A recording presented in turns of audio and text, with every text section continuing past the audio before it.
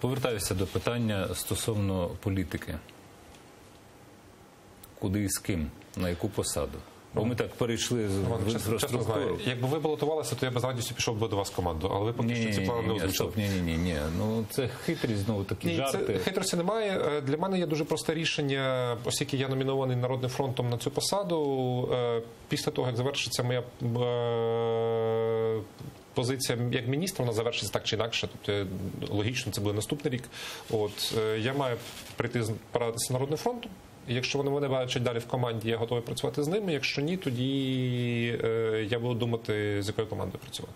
Безперечно, там бути одинаковим і розповідати всім, що я найкращий, найрозумніший, найкрасивіший. Тому що у Народного фронту рейтинги просто відсутні, скажімо так. Ви знаєте, рейтинги – це теж така штука. Воно по-різному буває. Це не штука, це реалії, це цифри. І треба рахувати завжди, прораховувати, рахувати. Ви ж вмієте, напевно. Як на посаді міністра довелося рахувати багато речей. Я вважаю, що в Народному фронті є достатньо багато яскравих особистостей, з якими варто працювати. Це той же Арсеній Яценюк, це Арсен Аваков, є ряд інших. І це точно не крапка, що дипломатична відповідь. Якщо подивитися на рейтинги, то 9,4% має партія «Батьківщина». За нею слідують всі решта.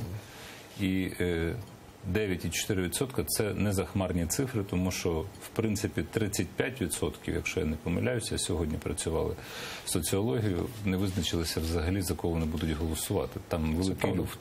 Це правда. І насправді пошук третього кандидата, він відчутний, тому що багато... Кандидата на президентський, чи третього кандидата, чи третьої сили політичної, це відчутно. І це видно по людях, що вони вже бачили ці всі обличчя не раз, і вони хочуть щось свіже і адекватне. І Арсенія Авакова вони бачили, і немає там нових облич.